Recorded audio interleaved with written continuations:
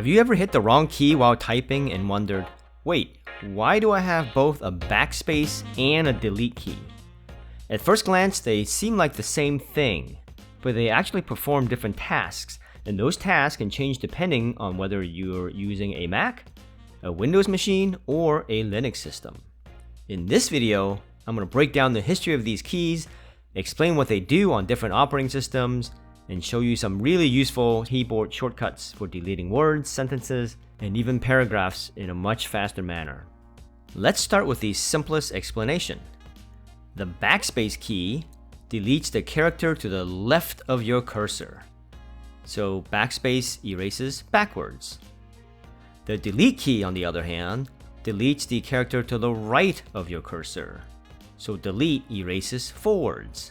So if your cursor is in the middle of the word, the backspace key will remove what's behind it, and the delete key will remove what is ahead of it.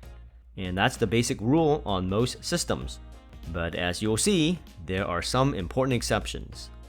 The backspace key has roots in typewriters. On a typewriter, pressing backspace literally moved the carriage back one space so you could type over a mistake using correction tape or whiteout. Then you would go back again and type over that space with what you meant to type.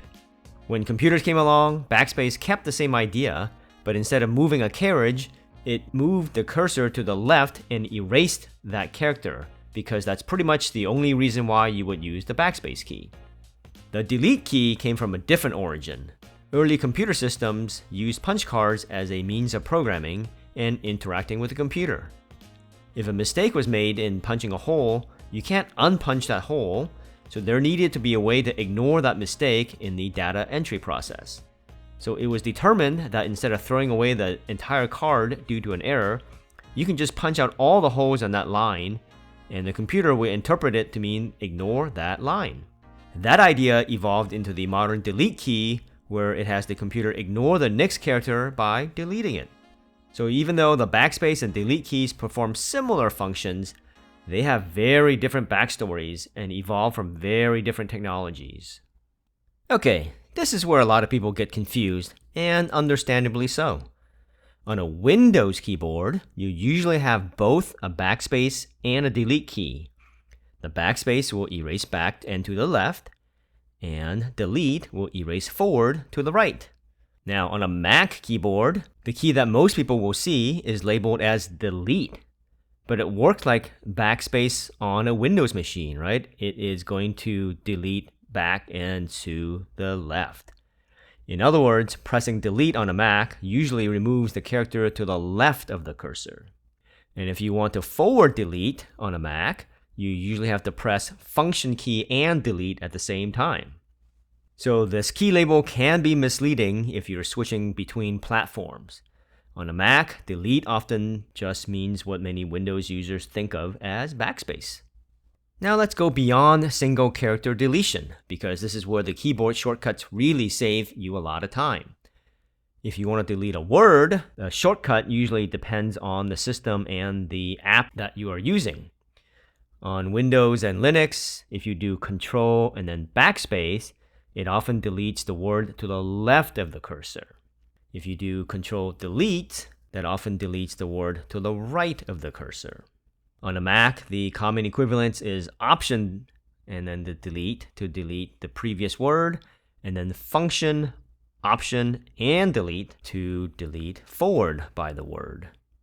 These shortcuts are especially useful when you're trying to edit text and don't want to be mashing the backspace key 20 times, or take your hands off the keyboard to use the mouse to double click on the word that you want to delete. In many word processors, you can also use shortcuts that select large chunks of text more efficiently. So on a Windows machine, you can do Control, Shift, and then arrow. That will help you select the word.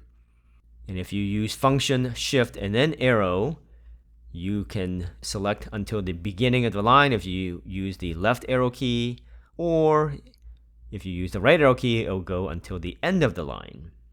And you can also select until the beginning or end of the document, depending on the up or down arrow.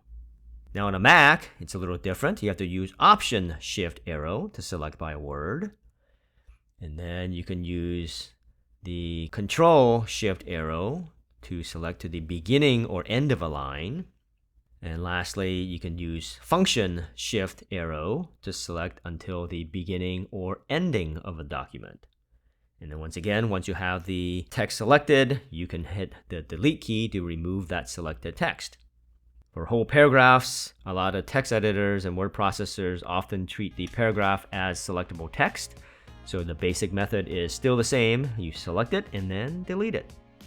So the summary is this. On a Windows machine, Backspace removes text to the left of the cursor, and the Delete key removes text to the right. But on the Mac, the key labeled Delete usually behaves like Backspace on a PC.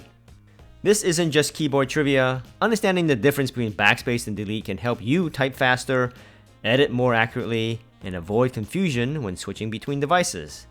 Macs and PCs use different nomenclature, which makes things confusing if you switch between platforms.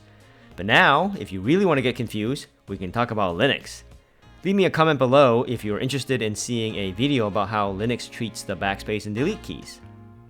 For another video on tips and tricks that I know you'll like, make sure you watch this video here. Make sure you click on the blue monkey to subscribe. Thanks for your time, and happy hunting.